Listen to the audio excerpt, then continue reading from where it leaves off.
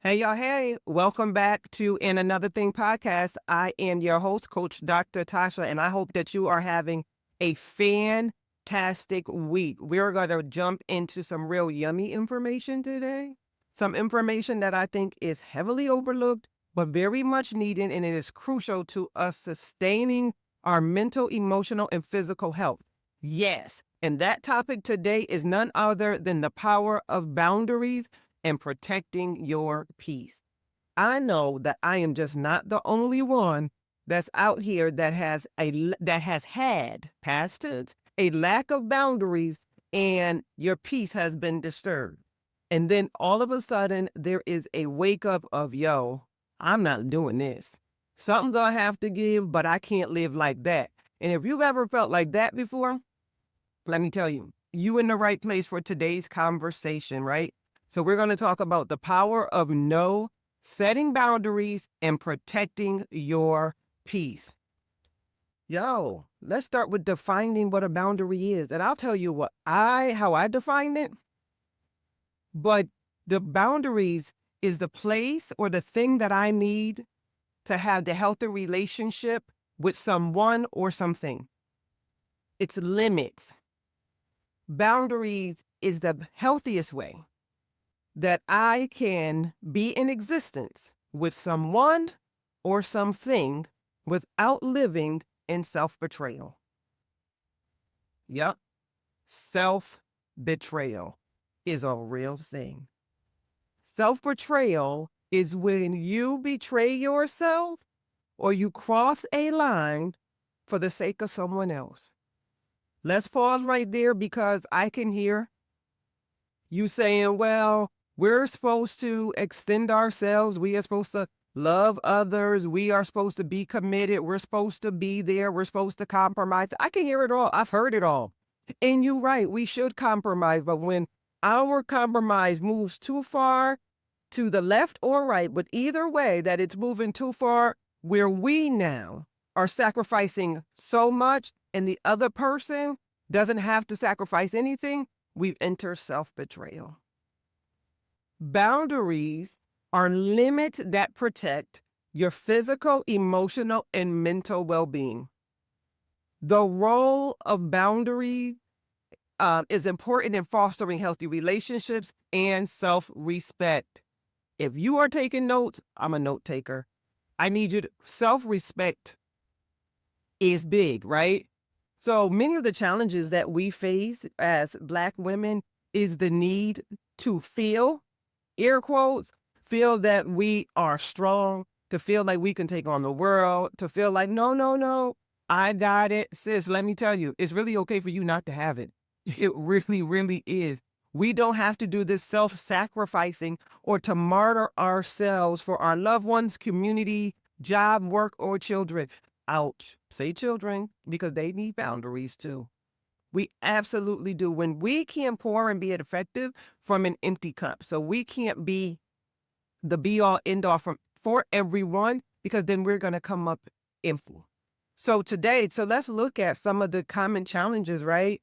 That we face when we try to implement, or what keeps us from implementing the boundaries.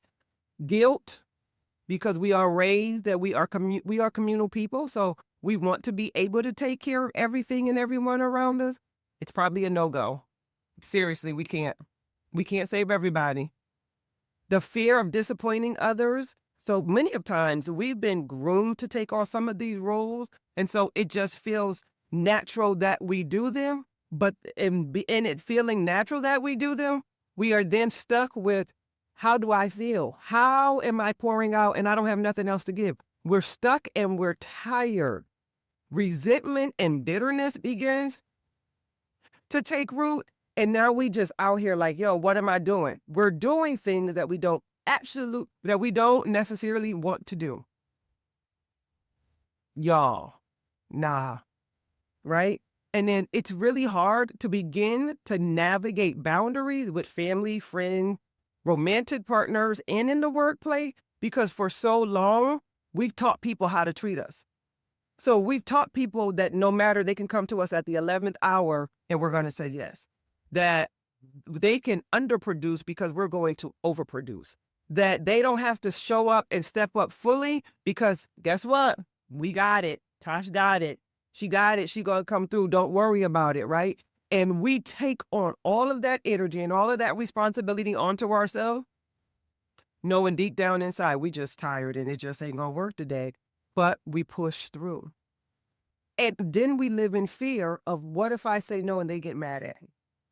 And that stops us from implementing the boundaries because we need boundaries. We have to reteach people how to treat us with healthy boundaries, right?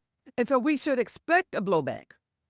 We should, because abruptly we're going to stop and say no. And so they will get mad, but they'll get mad because for so long we've said yes and we've overextended. We self-sacrificed and we lived in self-betrayal for the need of other people. But we have that resentment. We have that bitterness. We're angry on the inside. We're very short and curt. And it's just not our natural disposition. But y'all, we is tired. And so with that, we are navigating how now to identify who needs boundaries. And I can do a whole nother episode on the type of boundaries, but who needs a boundary, right? Who needs a very rigid boundary? Who needs a flexible boundary? Who is not honoring the boundary that I set, although I've communicated it time and time again? So there are different types of boundaries, and boundaries can be fluid depending on where we are in life, depending on the person that we are interacting with, right? And so boundaries aren't necessarily this wall that we build around us. It's more so like a gate it's a fence, right? So you can open the door and let people in, but you can see them, they can see you, but it's also this line that they cannot cross unless you give them permission to, right? Because the cost of neglecting ourselves is so high that we cannot live intentionally and produce the way that we can and have the capacity to, because we're weighed down by what's going on around us. Y'all, it ain't cute. It just ain't. It ain't cute. It ain't attractive. But what is attractive is us being rested, us being well in our mind, our body, and our spirit, right? Us being able to make our yes, yes, and our no's, no's without resentment, without that pit in our stomach. Let's talk about that. Let's talk about that sucking place and that feeling in us when we say yes, but we really want to say no. Or when we said yes, knowing that we were already overextending ourselves, and then the time comes and we do it with resentment. We don't even feel like doing it. We don't want to do it. We should have never said yes from the beginning. And so now we're looking at how we re-examine where we can go, where we can't go, who we can have access to us, and who can't. So let's talk about how do we identify the areas that we need boundaries. So let's look at reflecting on areas where we already feel overextended, undervalued, and uncomfortable. Overextended, undervalued, and uncomfortable. Ask yourself, am I saying yes when I really want to say no? Am I prioritizing at the expense of myself? Those two things right there with a little bit of reflective work will get you to where you need to be to say, I need a boundary on this. Are we going to bed with the laptop, waking up with the laptop, right? Are we allowing others to run our free time and to run our lives? Are we allowing others to dictate to us what we will do and how we will do it? Are we full of anxiety? Are we afraid to say no? If you're answering yes to any of those, I promise you a boundary is needed.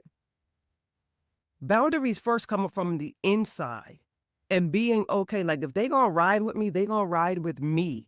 If I say I can't do it, they're going to be okay with it. And then we're going to move on from it, right?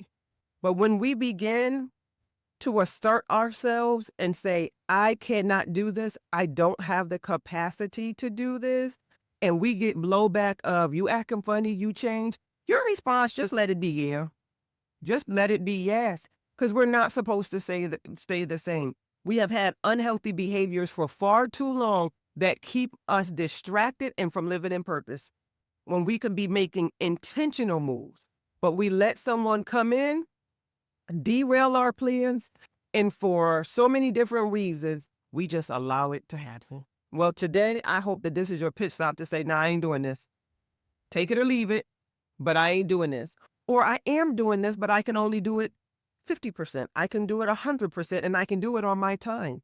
Remember, you are the author of your life. Each and every day you wake up, you have a blank sheet, and you get to create what that day looks like. You get to create your life by minute things each and every day that you do. I promise you, when you begin to put you in the center of your universe and ask yourself in quite a selfish way, but it's okay, what's in it for me? What do I need today? How do I need to interact with the world? Did I wake up tired? Do I feel good? Am I inside of my feelings, right? Do I have the headspace for this? Do I have the physical wherewithal? Do I have the financial wherewithal, right? It all depends on what we're looking for. But I begin to tell you, overextending ourselves is not the way. Stress will kill you. I don't even have to say it. Stress will kill you. Sit with it, because we begin on the inside to run and run and run. And so remember, boundaries is the healthiest way that I can coexist with someone or something without going into self-betrayal. If I've entered into self-betrayal and I have that feeling of guilt, fear, and or shame that I couldn't produce or show up for someone or something, I am in self-betrayal. And it don't feel good. I need you to come into alignment with me, or I challenge you that we are not living in self-betrayal. In this here 2025, we're not doing it. We're going to realign our purposes. We're going to realign our intentions and relationships to do so. And we begin to give people that good old gate of this is how far you can go with me, and I can or I can't. We also need to look at our mindset on some things, because just because I'm free don't mean I'm available. Say it. Just because I'm free just don't mean I'm available. I could be free with nothing on the calendar, but I got a date with my couch, right? I want to read a book. I'm taking a bath. I'm taking a walk. I'm doing whatever. It just doesn't mean I am available. What I believe is self-honoring is contagious. And let me explain what that means, right? That when you begin to honor yourself and people begin to see you do it, I promise you, they'll begin to do it too. Because self-honoring is contagious. I'll tell you this, when I first began to enforce boundaries, and I was at a critical time, I was in my PhD program, I had small children, life was just life. I promise you, it was just life. And my mom, I was known to run around with my mom. So wherever she was, I'm doing this, and just doing all of the things. And she would be asking me, yeah, you want to go here? You want to do this? I was like, no. And I've learned to say no without giving an explanation. So I want you to learn that too, that no is a complete sentence. And so I was like, no, I don't want to do that. No, you want to do this? No, Ma. No. And then one day she called me out the blue. And she was like, I got a bone to pick with you. I was like, well, Ma, what happened? And because she said it with a little, she said it with her chest. I was like, okay, what's happening? And she was like, I'm sick and tired of you telling me no. And so both of us just chuckled. But in that season, I needed me, right? So whoever else needed Tasha, I didn't have a whole lot to give. I needed me, so I couldn't do a lot. I couldn't show up for everyone. And the first person that got it was my mom. And she was like, I'm sick and tired of you telling me no. But we chuckle now that I needed a timeout, and I needed to breathe, and I needed to realign my intentions, and I needed to be focused on where I wanted to be and what I wanted to do. And I'm telling you, today I am the better for it. So I am a huge, huge promoter on boundaries. Most of our issues are grounded in boundaries. So today's lesson, I want you to take the questions, like I said, are we prioritizing ourselves? Am I saying yes when I want to say no? And do I feel overextended, undervalued, or uncomfortable? And then we begin to look at those areas and make some adjustments. I love to hear from you. So you can comment. You can definitely comment on this podcast. You can always email us at info@drnatashabooker.com. I love to hear from you. But listen, let's get free together, okay? This is And Another Thing podcast. Have a great day.